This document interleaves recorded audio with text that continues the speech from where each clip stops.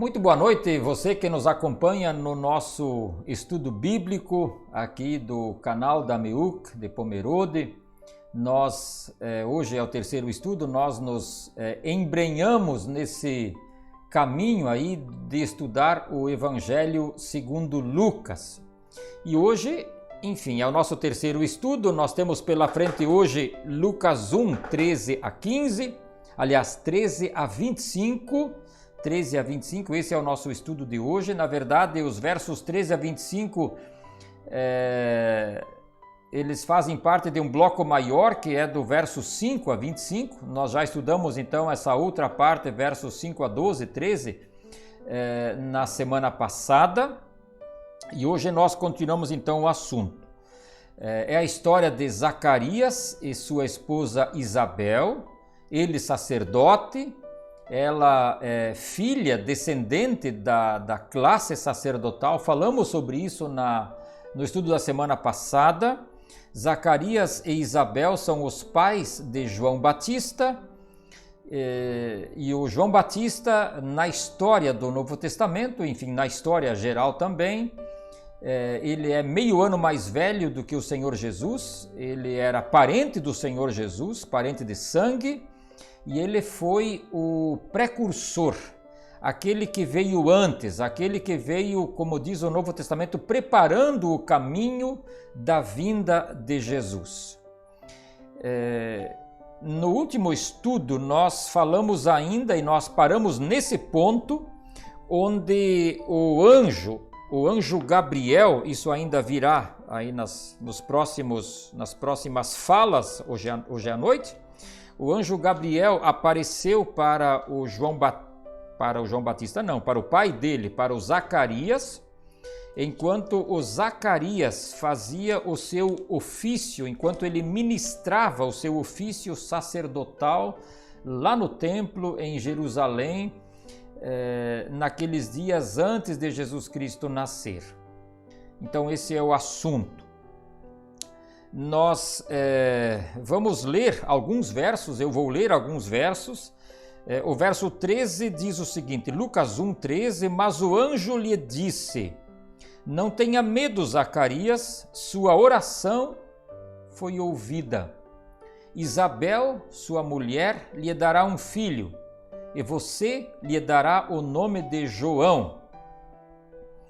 A informação é de que o aparecer do anjo a Zacarias, o verso 12 até lembra isso com uma ênfase, ele foi dominado pelo medo. Zacarias teria sido, segundo o verso 12, dominado pelo medo.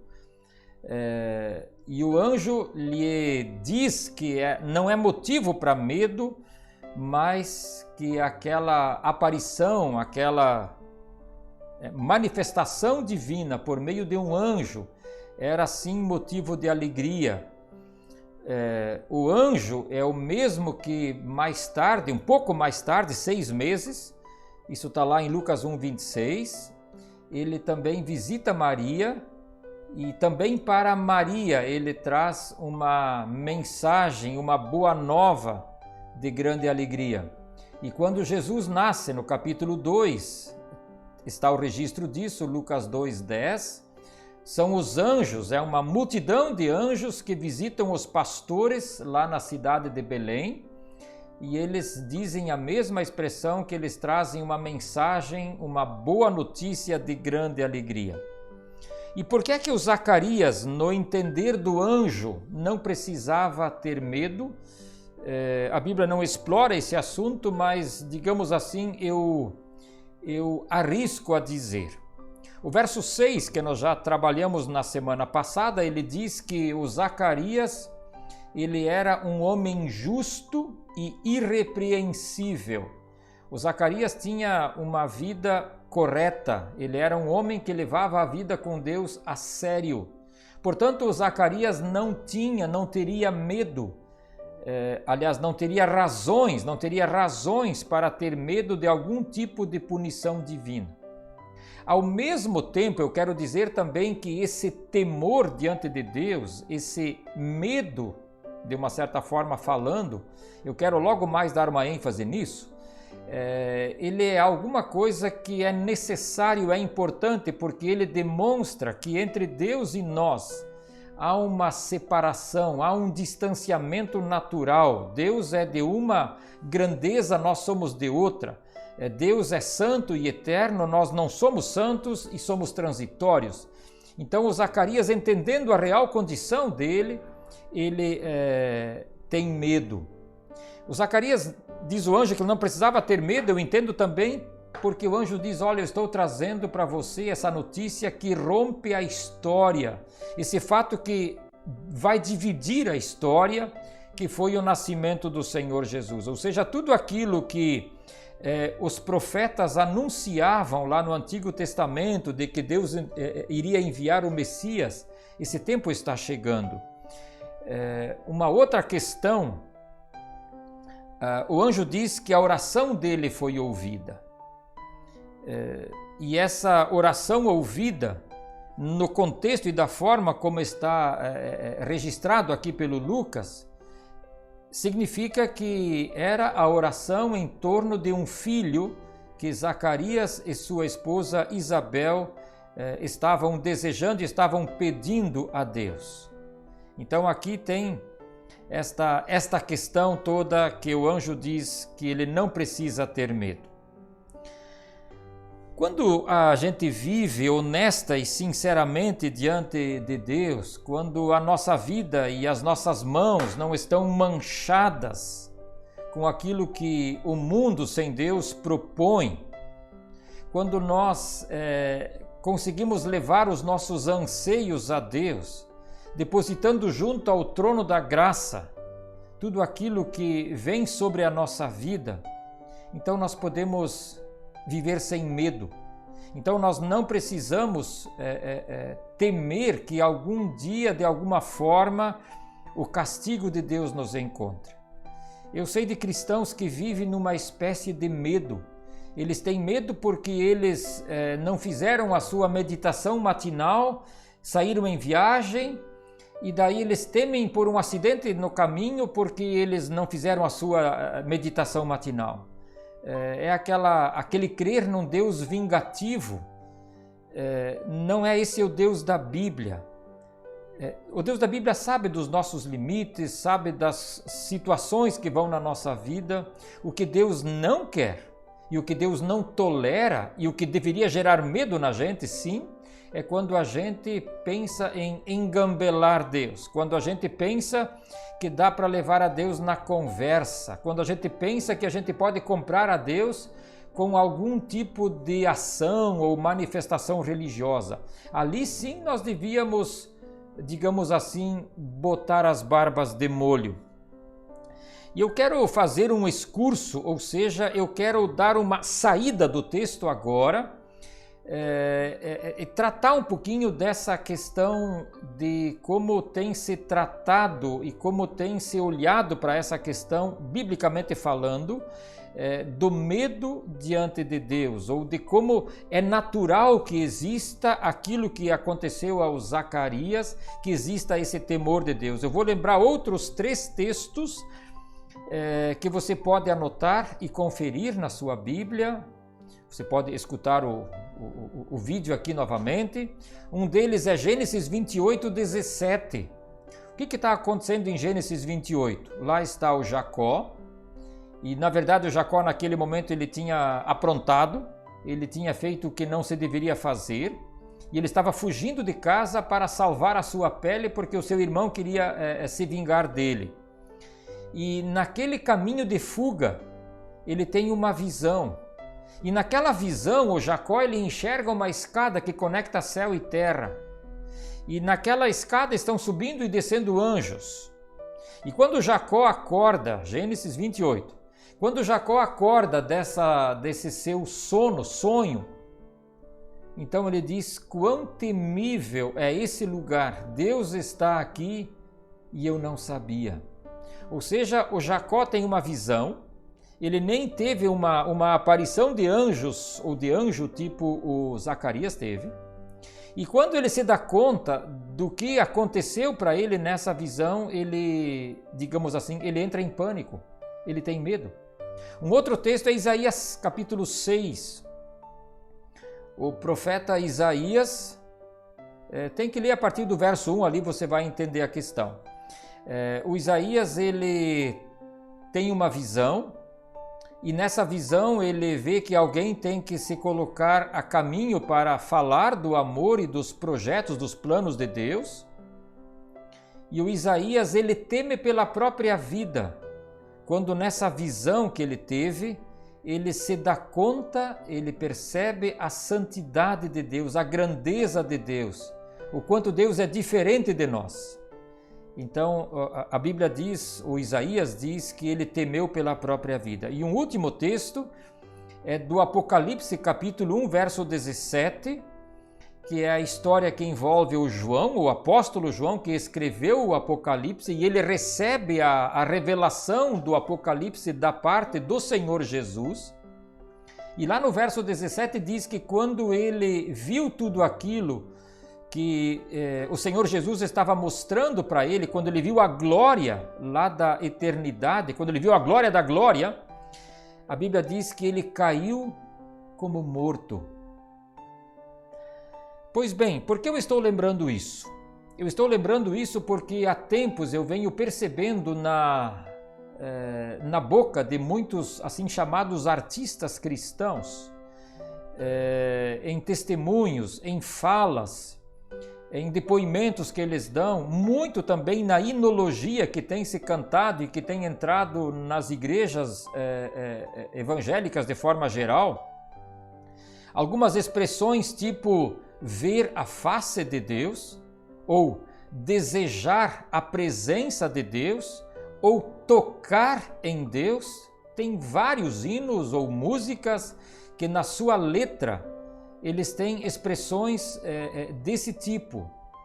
E aí isso me deixa muito inquieto, porque tudo bem, você tem o direito de discordar de mim, mas quando eu olho para os personagens da Bíblia no texto sagrado, quando se tratava de estar diante da presença de Deus, quando se tratava de ter uma visão angelical, aqueles seres humanos, eles saíam de cena, aliás, saíam de si, eles quase entravam numa paranoia.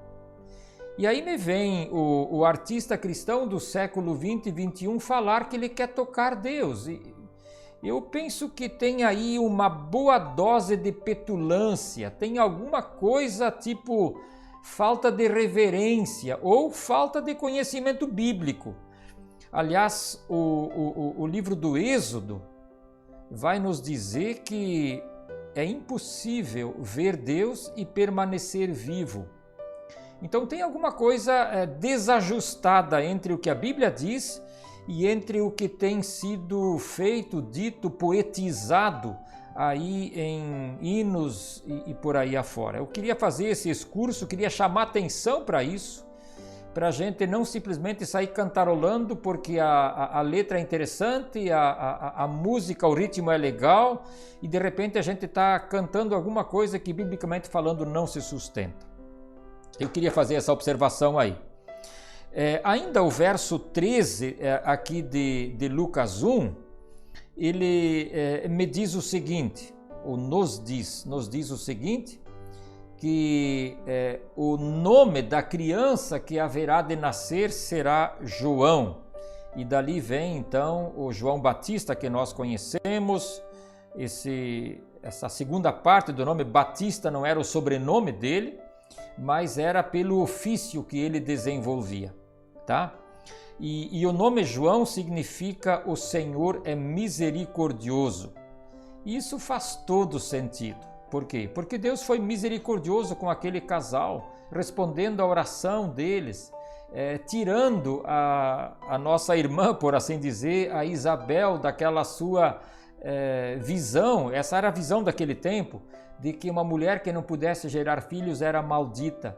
Então, eles saem dessa dimensão, saem dessa visão, saem de debaixo desse estigma e o nome do filho que eles recebem de Deus, já lembra isso, o Senhor é misericordioso. Ok, adiante, versos 15 a 17. Antes eu considerei o verso 14 ali junto, né? Quando diz que então o João também será motivo de prazer e alegria, exatamente pela posição dele, por aquilo que ele é, ou nesse momento aí seria. Vamos lá, versos 15 a 17, pois será grande aos olhos do Senhor, o João, agora a criança que haverá de nascer, será grande aos olhos do Senhor. E ainda então vem nos próximos versos algumas especificações dessa grandeza. Nunca tomará vinho ou bebida fermentada, ou seja, nada alcoólico que dê algum sintoma de embriaguez. Ele será cheio do Espírito Santo, fará retornar muitos dentre o povo ao Senhor. E o verso 17 ainda, e ele também irá adiante do Senhor. Isso significa antes de Jesus, aqui está essa questão do precursor. Ele irá adiante do Senhor no poder de Elias. Elias, sabemos, tinha sido um profeta do Antigo Testamento. Enfim, esses 3 versos, eles sintetizam, é assim que Lucas, o evangelista, descreve isso, eles sintetizam a essência e também a missão, por assim dizer, a tarefa do João Batista. A grandeza ali, diz no verso 15, ele será grande aos olhos do Senhor. A pergunta que a gente precisa responder aqui, essa pergunta é muito pessoal, qual é a grandeza que nós, seres humanos, buscamos? Ou o que é grandeza? Tem a grandeza para Deus, que ele diz ali, ele será grande aos olhos do Senhor. Tem o conceito de grandeza desse mundo. Aliás, falando em grandeza aos olhos do Senhor, eu penso que o João Batista não passaria no teste da grandeza neste mundo. Por quê? Olha só, algumas coisas. Ele morreu com cerca de 30, 33 anos de idade, bastante cedo. Alguém se despedir da vida dessa forma, ou aliás, com tão poucos anos, 3 décadas, é cedo. Ele morreu decapitado e relativamente sozinho, quase que esquecido lá numa cadeia por uma trama safada do rei Herodes e de sua esposa amante. O nosso amigo João Batista, ele nunca casou, ele não deixou herdeiros ou filhos, comeu gafanhotos, comeu mel silvestre, nunca comprou roupa de grife, nunca frequentou os altos círculos do seu tempo e do seu mundo de vida, foi aos poucos sendo abandonado pelos seus discípulos. A Bíblia diz que ele reuniu discípulos aos quais ele ensinou, e a Bíblia diz que a maioria desses discípulos migraram para Jesus com o passar dos dias, e por isso eu disse que ele foi ficando sozinho. Então, do ponto de vista humano, onde está a grandeza de João? Talvez o ser humano diria que a grandeza estava no palácio de Herodes, né, e tal. Enfim, mas o João era grande aos olhos de Deus. Tanto é que Jesus disse dele, você pode conferir isso em Lucas 7, 28, que dos nascidos de mulher, ninguém é maior do que João. Então o próprio Jesus atribuiu a ele uma grandeza que o mundo não conhece e dificilmente reconhece. A grandeza de João está em que ele cumpriu a sua tarefa, e cumpriu ela, levou a cabo até o final. Ele não arredou o pé, ele viveu para agradar a Deus. Só 3 décadas, sim, mas ele não desviou de sua missão, ele ficou naquilo que Deus havia proposto para ele. E ali está a grandeza do ser humano, em ser fiel ao chamado que Deus lhe faz, que Deus lhe fez. Agora tem algumas questões que a gente precisa explorar um pouquinho, ou desenvolver um pouquinho, que ele trata aqui eu acho que são 4 questões, mas já vamos lá. A primeira dessas questões é que faz parte dessa grandeza de João também que ele nunca tomará bebida fermentada. Isso tem a ver com o voto de Nazireu.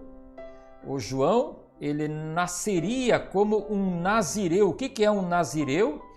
O Nazireu era alguém consagrado especificamente para Deus. Ele teria uma vida exclusiva, fazendo aquilo que era vontade e exigência de Deus. O Nazireu não podia cortar o seu cabelo. Ele tinha algumas exigências lá que ele deveria fazer. Em Números capítulo 6, a gente pode ter mais informações sobre isso daí. Tá ok? Então ali você pode conferir algumas outras características do que era o Nazireu. Uma outra questão ainda do João, diz ali que ele será cheio do Espírito Santo desde antes do seu nascimento, já do ventre materno. É interessante, tem uma prova disso, por assim dizer, que quando, alguns dias depois, a mãe do João Batista, grávida dele, então, naturalmente, o bebê está no ventre de sua mãe e eles vão, a mãe e a criança, que ainda está na barriga da mamãe, eles vão visitar a Maria. Eles fazem uma pequena viagem, vão visitar a Maria, que era a prima da mãe do João Batista, as mães ali eram primas. E quando as duas se encontram, a Maria e a Isabel, a Bíblia diz que a criança no ventre de Isabel, ela se remexe. Ela percebe que a criança percebe que eles estavam diante da mãe do futuro Salvador. É alguma coisa que somente a Bíblia explica. Tá ok? E mais um detalhe que ele é muito importante, ali diz que ele será cheio do Espírito Santo. Lembrando que no Antigo Testamento a presença do Espírito Santo era, digamos assim, parcial na vida das pessoas. O Espírito Santo vinha sobre a pessoa, habitava sobre ela temporariamente para cumprir uma tarefa específica. A partir do Novo Testamento, especialmente o texto Atos dos Apóstolos, capítulo 2, quando acontece o derramamento do Espírito Santo, ali sim, daquele dia em diante, é o nascimento da igreja cristã, e ali então o Espírito Santo está derramado sobre o mundo, o que era então totalmente diferente do Antigo Testamento. E o João Batista vive esse período intermediário entre Antigo e entre Novo Testamento, e ele já, mesmo vivendo nessa transição, a Bíblia diz que ele seria cheio do Espírito Santo. Ele teria ainda a tarefa e no seu ministério de muitos israelitas retornarem ao Senhor. Verso 16 nos diz isso. O capítulo 3 de Lucas e também o Evangelho de Mateus, também no capítulo 3, eles nos contam um pouco da tarefa depois do ministério do João Batista, então já em atividade. Então era dito e foi dito ali da pregação dele, é registrado ali o que ele fala e o que ele não fala. Então ali é dito que muitas pessoas procuravam o João Batista e ele lhes dizia aquilo que tinha de ser dito, né? E a sua vida foi marcada então por ser esse elo de conexão para que pessoas se voltassem a Deus de novo, lembrando que a nação de Israel vivia um tempo de sequidão espiritual naqueles dias. E mais uma questão ainda, que diz que ele iria adiante do Senhor no espírito de Elias. Elias, já mencionamos antes, profeta do Antigo Testamento. Isso aqui significa que o Zacarias, ele teria semelhanças, ele poderia ser comparado, o seu ministério seria comparável ao Elias ou aos dias de Elias. O Elias foi um homem arrojado, foi um homem destemido, foi um homem que enfrentou autoridades em nome do Senhor. Semelhanças também com o João Batista nesse particular aqui. né? O João Batista, ele viria para restaurar as relações, isso diz ainda no verso 17, fazer voltar o coração dos pais aos filhos. Ele viria para, enfim, restaurar as relações familiares da sociedade daqueles dias. Ele faria também com que as pessoas, até então estúpidas e desobedientes, eles tivessem a sabedoria de se voltarem a Deus e levarem a palavra de Deus a sério. Esse é, então, o ministério e essa é a ação do nosso amigo João Batista.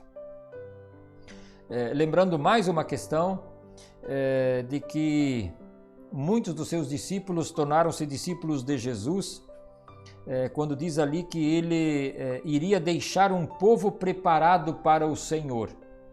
Ou seja, ele preparou os discípulos de Jesus, e esses discípulos de Jesus, alguns deles, foram líderes da primeira igreja cristã, ou da igreja cristã primitiva. Então ele preparou um povo para o Senhor, pensando a curto prazo para Jesus nos próximos dias, e ele preparou um povo para o Senhor pensando na igreja. Podemos olhar tudo isso de forma bem ampla, da missão, da tarefa do nosso amigo João Batista. A partir do verso 18, então, nós temos uma outra realidade. A visão estava acontecendo, até agora o anjo falava, e o Zacarias, então, ele pergunta: como posso ter certeza disso? Afinal de contas, eu sou velho e a minha esposa é de idade avançada. O Zacarias era um homem justo, diz o verso 6, já falamos sobre isso, mas ele era também um homem de carne e osso.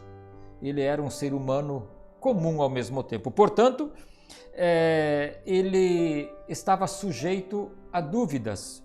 E naquele instante, eu diria assim, o Zacarias foi acometido de um deslize de lógica. Ele pensou a vida apenas da perspectiva da lógica humana. Eu tenho certeza que o Zacarias conhecia a história de Sara, mulher de Abraão, que engravidou, embora sendo estéril e idosa. Falamos nisso na semana passada. Eu tenho certeza que ele conhecia a história de Ana, a mãe do profeta, sacerdote Samuel. Eu tenho certeza que ele conhecia a história de Rebeca, também estéril. Eu tenho certeza que ele cria nessas histórias de forma tranquila e destemida, desimpedida. Mas quando o assunto de crer no não lógico, no impossível do ponto de vista humano, de que a sua esposa idosa e estéril pudesse ter filhos, quando chega a vez dele crer, ele não crê. Ele tem um momento de lógica e na sua lógica ele duvida.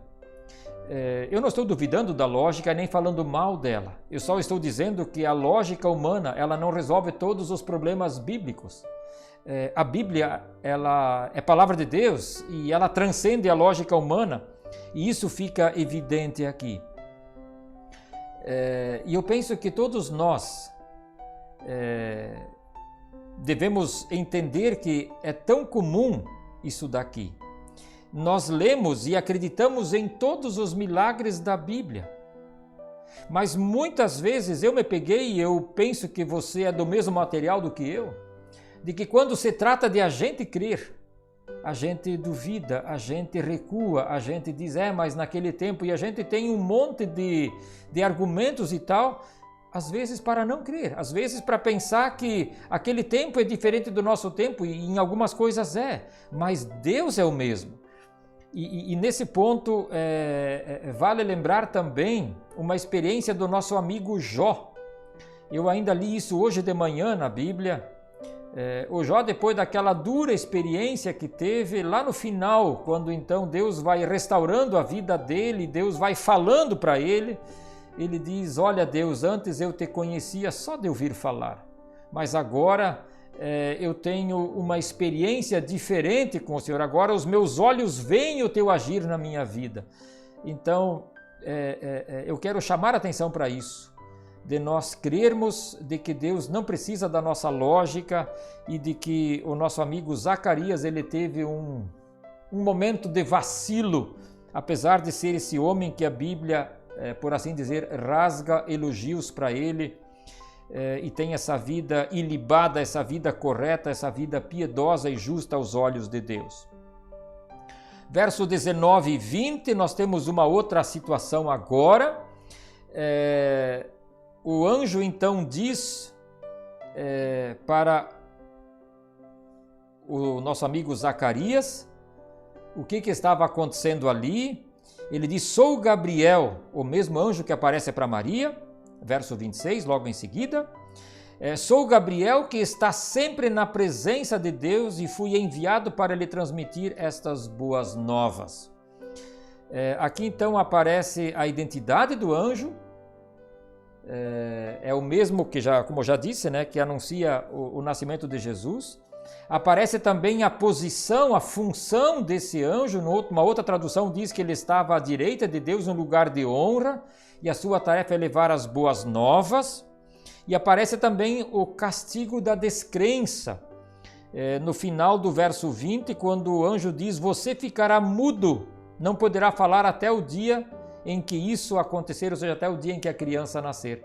Ou seja, 9 meses ou alguns dias a mais do que isso, foi o tempo em que o nosso amigo Zacarias ficou mudo. Cá entre nós, vamos pensar um pouquinho. Se essa regra de ficar mudo valesse para todo crente e descrente, se essa regra fosse usada por Deus hoje, eu penso que a grande parte dos cristãos na igreja seriam mudos, acometidos pelo menos de uma mudez temporária.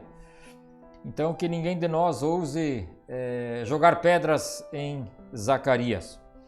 Verso 21 e 22, ali diz então o que acontece depois desta aparição de anjo. O verso 21 diz que o povo esperava por Zacarias, estranhando sua demora. Eu falei na semana passada que simultaneamente ao ofício do Zacarias lá no santuário queimando o incenso, simultaneamente estava o povo ali fora aguardando, e esse aguardar era em silêncio absoluto. E o povo, então, claro, eles frequentavam o templo regularmente e eles sabiam de outras vezes que esse serviço sacerdotal era feito, mas naquele dia o tempo extrapolou e o povo percebe que alguma coisa anormal tinha acontecido ali. Aí diz no 22, o povo percebeu que tivera uma visão lá no santuário. Ou seja, o que acontece a Zacarias não passa despercebido pelo povo. E quando eles enxergam o Zacarias mudo, as suspeitas se confirmam. Verso 23 e até o 25 contam então que, terminado o turno, o tempo de serviço, ou período de serviço, o Zacarias volta para casa. O verso 24 diz que a sua esposa engravida, lembrando que Zacarias significa aquele que é lembrado por Deus, e o nome João significa Deus é misericordioso. Então, o Zacarias foi lembrado por Deus, sim senhor, sim senhora. Deus se lembrou do seu sacerdote e de sua esposa, ambos justos aos olhos de Deus. E eles fazem, lá no final da vida, a experiência do cuidado do Senhor em suas vidas. E no verso 25, eu quero retomar aquilo que eu disse brevemente, e retomo naturalmente com toda a brevidade aí, quando a Isabel então diz: isto é obra do Senhor, quando ela se percebe grávida. Agora ele, o Senhor, olhou para mim favoravelmente, para desfazer a minha humilhação. Aqui tem esse fato de que uma mulher estéril sentia-se, considerava-se, era vista como uma mulher humilhada, maldita, infrutífera, tudo isso dali. E a nossa irmã Isabel diz: olha, Deus tirou, Deus desfez a humilhação que pesava sobre mim. Para remoermos 3 questões. A primeira delas, Cuidemos com aquelas expressões e canções que nós tão facilmente usamos hoje quando mencionamos tocar Deus, sentir Deus, tocar a face de Deus, ver a face de Deus, tocar o manto de Jesus e por aí afora vai. Eu quero chamar a atenção para a reverência. Eu temo e tenho, além de ter apenas temor, mas eu tenho visto isso, está vindo aí, já está aí uma geração que perdeu reverência, que está perdendo reverência, onde Deus parece um tu, onde Deus parece o amigo com quem a gente senta junto e faz algum tipo de programação. Os personagens da Bíblia, eles veem em Deus, e isso nós não podemos perder. Alguém de outra grandeza, alguém de outra dimensão, e Deus não é o meu amigo com quem eu sento e vou pedalar junto, vou fazer uma programação junto. Tudo bem que Deus se coloca no nosso lugar, Deus se fez homem em Jesus, Ele está conosco todos os dias, está tudo certo. Mas Ele continua sendo Deus e eu continuo sendo apenas um ser humano. Eu queria que a gente parasse, que você parasse, e eu tenho que pensar em mim também, que eu pare diante desse fato aí. Uma outra questão, qual é a grandeza que nós buscamos? Nós somos atraídos no mundo onde estamos para seguirmos a grandeza dos homens, para termos aquilo que o mundo oferece. Eu só quero lembrar o seguinte: toda a grandeza humana, ela vai virar pó. Tem uma história do Alexandre o Grande, quando no final da vida ele teria dito que ele deveria ser carregado enquanto defunto, seu caixão deveria ser carregado pelos médicos, as suas riquezas deveriam ser espalhadas pelo caminho do local do velório até o cemitério, e as mãos dele devessem estar fora do caixão, soltas, por assim dizer, abanando. Perguntou-se então para ele a razão disso e ele teria dito: os médicos, para eles não pensarem que eles são donos da vida, ou seja, eles têm limite, a morte é maior do que eles. As riquezas ficar espalhadas ou ser espalhadas pelo caminho para eles não, para ninguém pensar que a gente leva alguma coisa junto. Tudo fica aqui. E de mãos vazias, as mãos abanando para fora do caixão, para lembrar que viemos e voltamos, saímos da vida de mãos vazias. Qual a grandeza que buscamos? Aquela que agrada a Deus e conta com a eternidade, ou aquela que vai virar pó?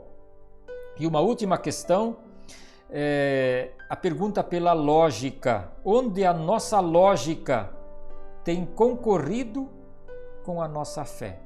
Onde temos tido problema com o nosso crer por sermos lógicos e racionais demais?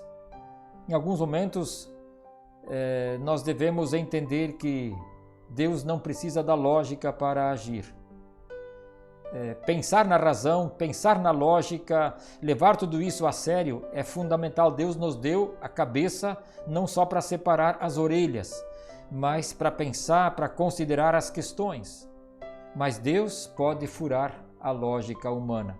Que Deus te abençoe, tenha uma boa noite, um abençoado final de semana. Um abraço.